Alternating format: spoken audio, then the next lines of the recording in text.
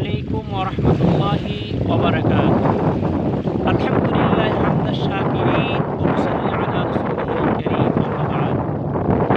দূরে এবং কাছে, দেশে এবং প্রবাসে যারা দেখতে পাচ্ছে সবাইকে আন্তরিক মোবারকবাদ। অত্যন্ত ভারাক্রান্ত হৃদয় নিয়ে আজকে আলোচনা করা, সেটা হলো মুসলিম বিশ্বের এক অগ্রনায়ক, বিশেষ করে ইরানের যিনি প্রেসিডেন্ট ছিলেন, প্রধানমন্ত্রী ছিলেন, জনাব আয়াতুল্লাহ খামেনি।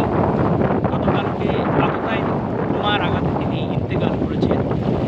আমরা আল্লাহ রাব্বুল আলামিনের কাছে দোয়া করি আল্লাহ তার জীবনের সমস্ত গুনাহ মাফ করে আল্লাহ রাব্বুল আলামিন তাকে মাফ করে দেন, জান্নাতের উচ্চ স্থান দান করেন। বিশেষ করে রাসূলুল্লাহ সাল্লাল্লাহু আলাইহি সাল্লাম হাদিসে পাকের মধ্যে উল্লেখ করেছেন, কুল্লু মুসলিমিন জাসাদিন ওয়াহিদিন, নিশ্চয়ই প্রত্যেক মুসলমান একটা শরীরের মতো।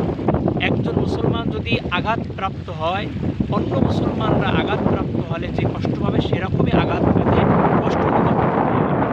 আল্লাহ রাব্বুল আলামিন বলেছেন, আল মুসলিমু আখু মুসলিম, আল মুসলিমু, আল্লাহ হাবিব বলেছেন, আল মুসলিমু মান সালিমাল মুসলিমুনা মিন লিসানি ওয়া ইয়াদিহি। মুসলমান ওই ব্যক্তি যে ব্যক্তির হাত এবং মুখ কোনো মানুষ কষ্ট দান করে না। বিভিন্ন দিক থেকে বিভিন্ন মতামত থাকতেই পারে যে আয়াতুল্লাহ খামেনি তিনি সুন্নি মুসলমান ছিলেন না শিয়া মুসলমান ছিলেন, এ নিয়ে বিতর্ক একটা ভিন্ন ব্যাপার।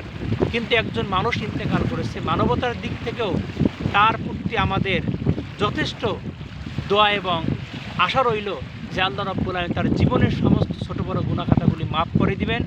আল্লাহ রাব্বুল আলামিন তার দীর্ঘদিনের যে মুসলিম উম্মার জন্য যে চেষ্টা সাধনা, দেশকে রক্ষা করার জন্য যেই যুদ্ধ সংগ্রাম জিহাদ করে গেছে, আল্লাহ রাব্বুল আলামিন তার যদি একটা কর্মকাণ্ড আল্লাহ কবুল করেন, এ সিলার জন্য আল্লাহ তাকে মাফ করে দেন।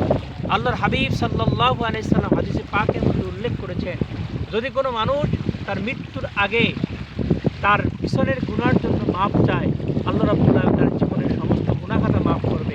তো আমরাও দোয়া করি যেন জনাব আয়াতুল্লাহ খামেনি সাহেবের জীবনের গুনাহখাতা আল্লাহ মাফ করেন, তার অক্লান্ত চেষ্টা পরিশ্রম জিহাদকে আল্লাহ কবুল ও মঞ্জুর করেন এবং আল্লাহ রাব্বুল আলামিন তার এই সংক্ষিপ্ত জীবনের চেষ্টা সাধনাকে আল্লাহ রাব্বুল আলামিন পরকাল নাজাত রসিলা করুন, এটাই আমাদের প্রত্যেকের আশা।